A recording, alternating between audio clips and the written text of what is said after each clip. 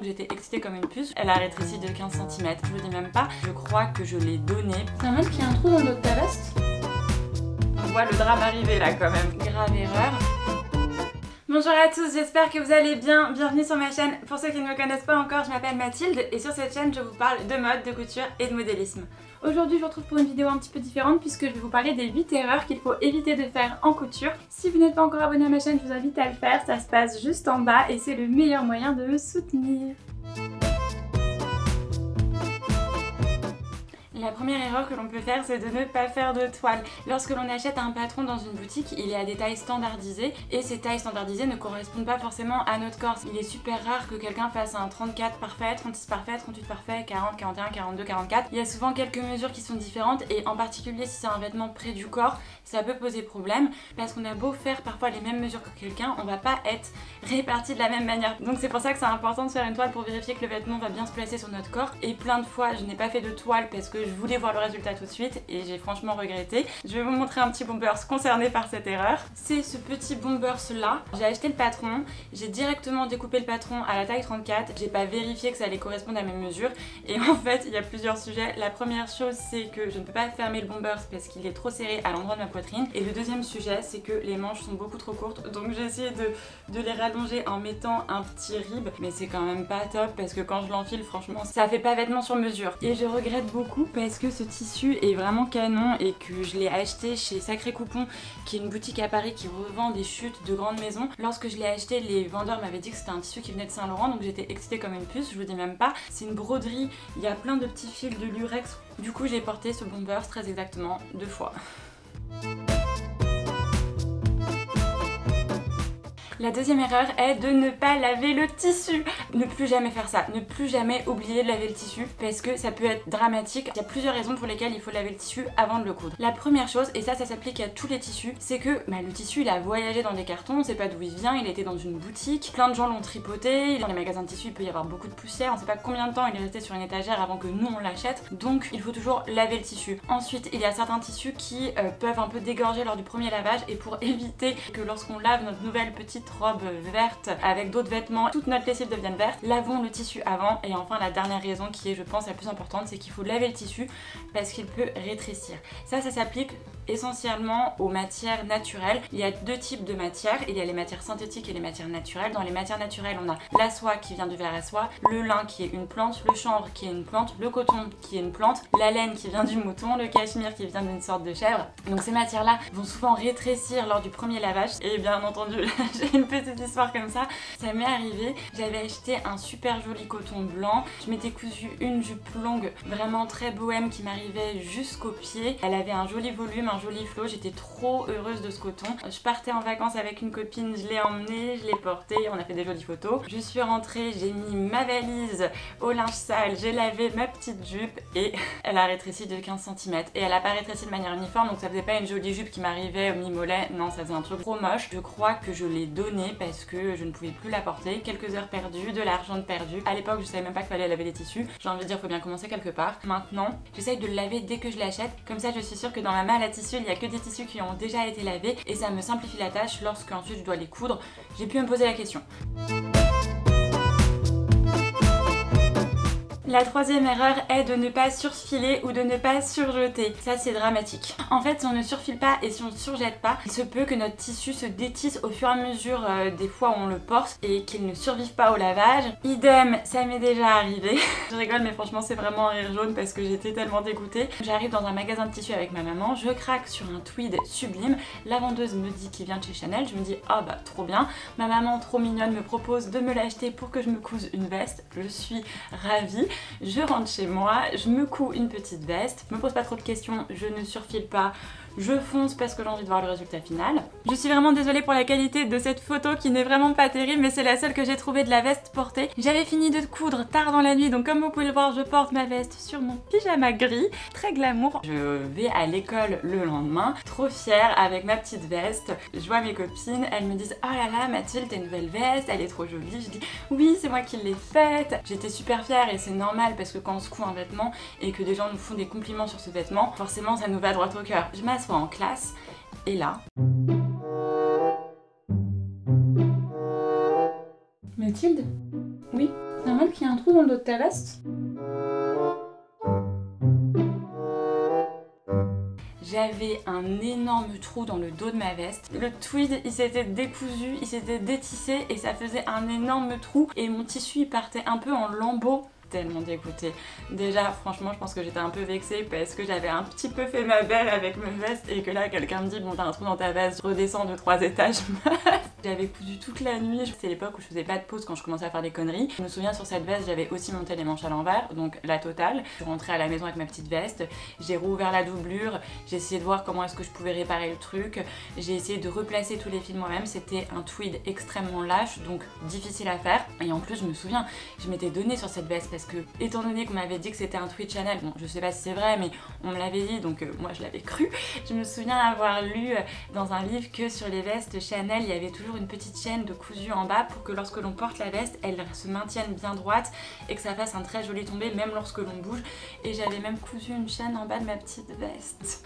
Je ne l'ai jamais reportée. Je l'ai donnée à ma maman et ma maman, elle, je sais qu'elle l'a portée 2-3 fois. C'était un gros fail et c'est pour ça que maintenant, c'est une étape que je ne loupe jamais. Je fais un point zigzag où j'utilise ma surjeteuse quand j'ai la foi de sortir ma surjeteuse du placard. Et comme ça évite d'avoir des vêtements qui se décousent sur mon dos alors que je suis trop contente de les porter. Voilà.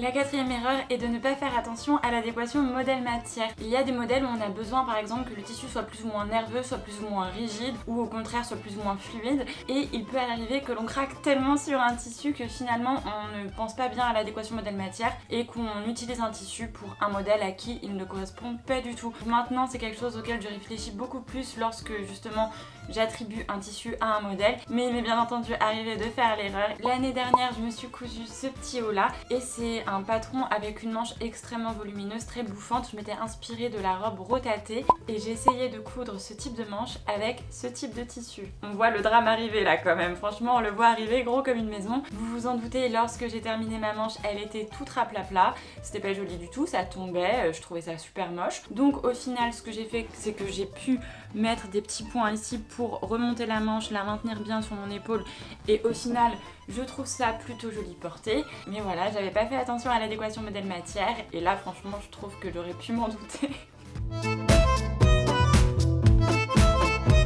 La cinquième erreur est de ne pas faire attention au droit fil lorsque l'on coupe nos morceaux de tissu. Le droit fil a une importance majeure. Je sais pas si vous avez remarqué, mais parfois on achète une petite jupe et lorsque l'on marche dans la rue, on se retrouve au fur et à mesure avec le devant de notre jupe dans le dos et le dos de notre jupe sur notre nombril. Si ça nous arrive, c'est que notre jupe n'est pas coupée dans le droit fil et que le droit fil, lorsqu'on ne le respecte pas, il est pas content et du coup il va se chercher. Le tissu va vriller afin de retrouver son droit fil. Qu'est-ce que le droit fil?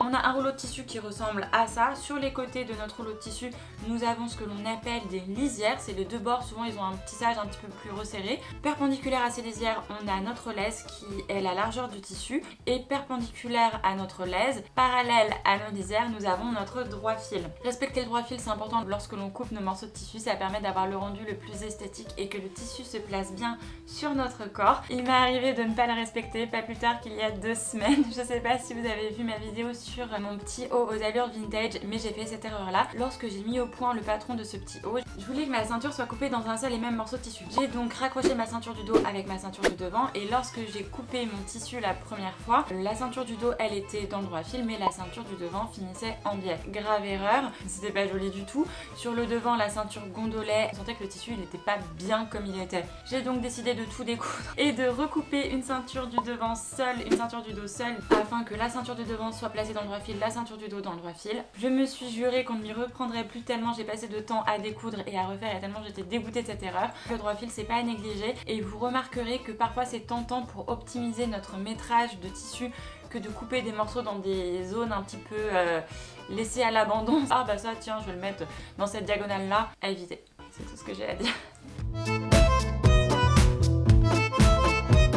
La sixième erreur est de ne pas faire attention à la qualité du thermocollant qu'on utilise. On peut trouver sur le commerce plein de thermocollants différents, il faut faire super attention à ne pas prendre le premier prix parce que souvent les premiers prix des thermocollants, cloques, gondoles, réagissent très mal à l'eau, réagissent très mal à la vapeur. Il y a aussi différents thermocollants pour différents types de tissus, il y a des thermocollants pour les tissus plus fins qui vont pas trop rigidifier le tissu, il y a des thermocollants pour les lainages et il faut aussi faire attention à l'adéquation entre notre thermocollant et la matière que l'on utilise. J'ai fait l'erreur une fois d'utiliser un thermocollant plutôt bas de gamme pour une robe et je regrette amèrement. Je vous raconte la petite histoire. J'allais partir en vacances et j'avais très envie pour ces vacances de me coudre une petite robe, donc je mets au point le patron de la robe, je fais 4 toiles, je prends mon temps, je fais en sorte de brûler aucune étape pour être sûre de faire aucune erreur. Je choisis un tissu plutôt casual en coton bleu, je me couds ma robe, étant donné que c'est une robe où je ne porte pas de soutien-gorge et que c'est plutôt un haut moulé sur mon corps, je thermocolle le tissu pour lui donner plus de rigidité, plus de nervosité, je couds ma robe, pof pof pof pof pof, je termine ma jolie petite robe bleue, je pars en vacances, je porte ma robe, je prends de jolies photos, je suis super heureuse, je rentre de vacances, je mets ma valise au linge sale, je lave tous mes vêtements, je les étends et là, drame. Drame, drame, drame, je me rends compte que ma robe bleue a complètement gondolé de partout à l'endroit où j'ai mis du thermocollant. Le thermocollant fait se gondoler le tissu, ça fait des vaguelettes, ça fait quelque chose d'un petit peu granuleux. C'est vraiment pas joli, donc surtout, mais dis donc toi, surtout le haut de la robe. J'ai failli pleurer ou j'ai pleuré, je ne me souviens plus, c'était il y a 2 ans. Je l'ai porté du coup que lors de ces vacances-là. Parce que ça se voit franchement, hein, ça se voit pas mal, hein. Ça fait pas terrible. La 7e erreur est de vouloir aller plus vite que la musique. Souvent lorsque l'on veut aller plus vite que la musique, on brûle plein d'étapes et surtout, on ne prend pas de plaisir à la couture. À une époque, j'étais comme ça lorsque je cousais un modèle. Je coupais mon tissu le matin même et je voulais avoir terminé avant que la nuit soit tombée et j'ai gâché plein de tissus comme ça. Je sais qu'aujourd'hui on dirait pas franchement quand on regarde mes vidéos que je suis quelqu'un d'impatiente, mais à la base j'étais vraiment impatiente et la couture a été pour moi l'école de la patience parce que j'ai appris à faire les choses plus lentement. En fait, je pense que c'est mon perfectionnisme qui a contrebalancé mon impatience. Je pense que je suis plus perfectionniste que je suis impatiente et c'est là où ça joue peut-être un petit peu dans ma faveur dernièrement parce que globalement je suis quand même assez heureuse des vêtements que je me couds et j'en suis plutôt fière. Alors je dis pas ça dans un délire un peu je suis trop fière de ce que je fais, mais plus aujourd'hui je suis heureuse parce que je réussis à en être fière alors qu'à une époque justement j'allais tellement vite que j'étais pas fière des vêtements que je me cousais. Et j'ai aussi essayé dernièrement d'apprécier le processus dans son entièreté, de trouver quelque chose de satisfaisant dans chaque étape et pas que dans le reveal du résultat final, parce qu'à une époque c'était juste ça, je voulais que le résultat final, le reste pour moi c'était des encombrances, c'est des choses que je devais faire pour arriver au résultat final, mais ça n'avait pas d'intérêt en soi. Aujourd'hui j'essaie de trouver un intérêt dans tout. Dans le patronage j'en trouve un parce que j'adore ça, j'en trouve aussi peut-être dans le montage parce que je me creuse la tête en me disant qu'est-ce que je fais avant, qu'est-ce que je fais après, j'en trouve dans les finitions parce que j'y accorde beaucoup de soins et c'est aujourd'hui parce que je trouve du plaisir peut-être dans plus d'étapes que j'arrive à avoir un résultat final qui correspond plus à mes attentes.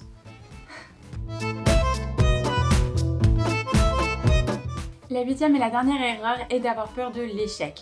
On est dans une culture où aujourd'hui l'échec n'est pas forcément valorisé, on va considérer un échec comme quelque chose de grave, comme quelque chose qui n'est pas forcément à assumer. La preuve en est, dans la plupart de mes vidéos, je vous montre pas les vêtements pour lesquels j'ai eu des fails, mais je vous montre les vêtements dont je suis fière. Mais personnellement, je trouve qu'il est important de parler de nos échecs, c'est pour ça que je fais cette vidéo aujourd'hui. Je vous parle des erreurs que l'on fait peut-être tous, en tout cas que moi j'ai faites. Ma maman m'a toujours dit que l'échec est la mère de la réussite.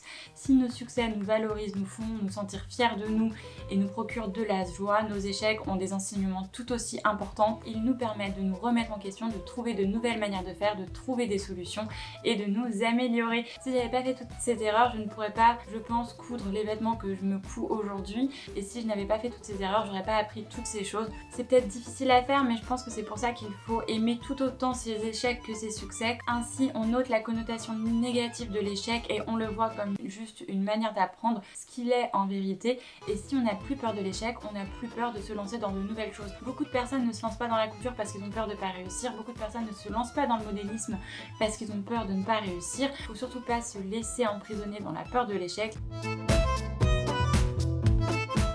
Merci beaucoup d'avoir regardé cette vidéo jusqu'au bout, j'espère qu'elle vous a plu. N'hésitez pas à partager avec nous en commentaire quel fut votre pire raté couture. Ça peut nous aider à nous détendre sur le sujet. De mon côté, je vous retrouve très vite pour une prochaine vidéo et je vous embrasse fort.